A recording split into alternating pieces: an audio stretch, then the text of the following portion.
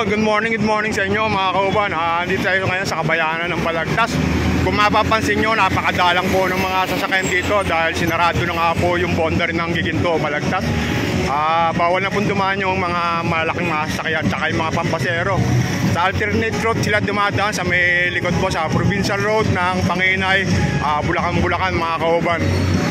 So yun, yung mga galing sa Provincial Road katulad po ng Burol, hindi na po nakakalabas yung mga sasakyan papunta rito sa MacArthur Highway. So yun, may tugtugan dahil nga po Grand Parade po rito sa Balagtas. Balagtas Festival mga kauban.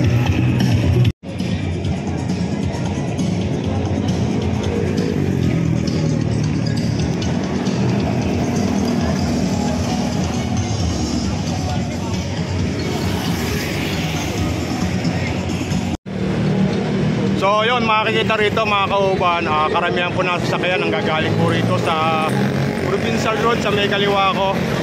Dahil dyan po manggagaling yung mga sasakyan. Yun po yung alternate road mula Giginto, dito po labas sila.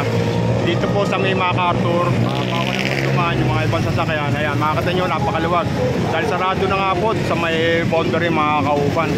So yun, halika, samahan nyo ako sa parada. Ito, banda ito. Saan ka ba pupunta? Sige.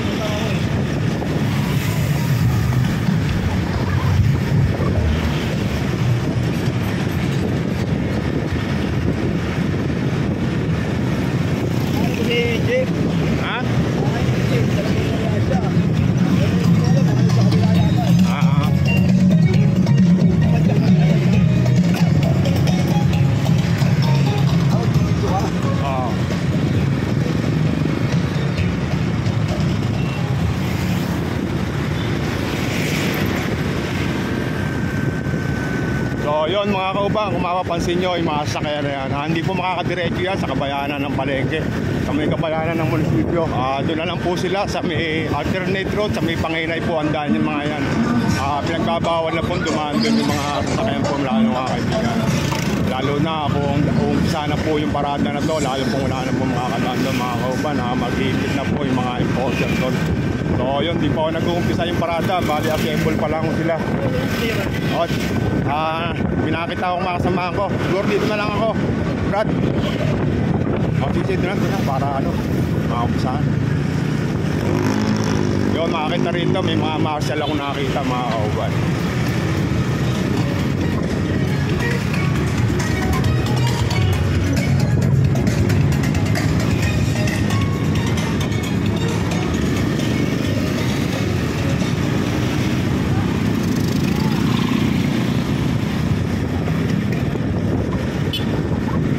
Dito na lang siguro ako kaibigan, para doon ako sa gilid.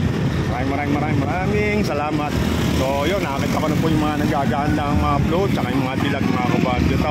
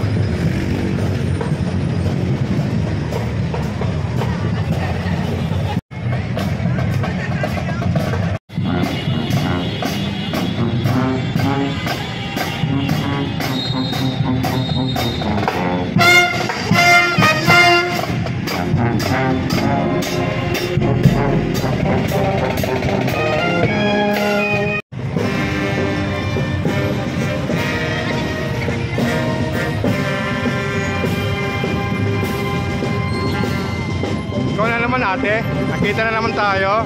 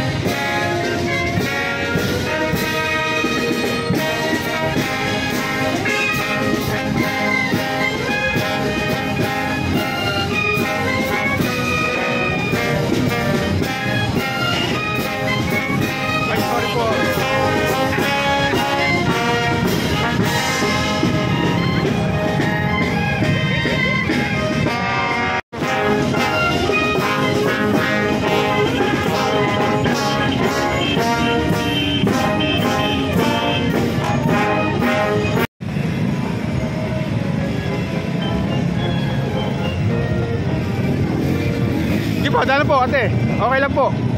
Makakita kayo sa camera.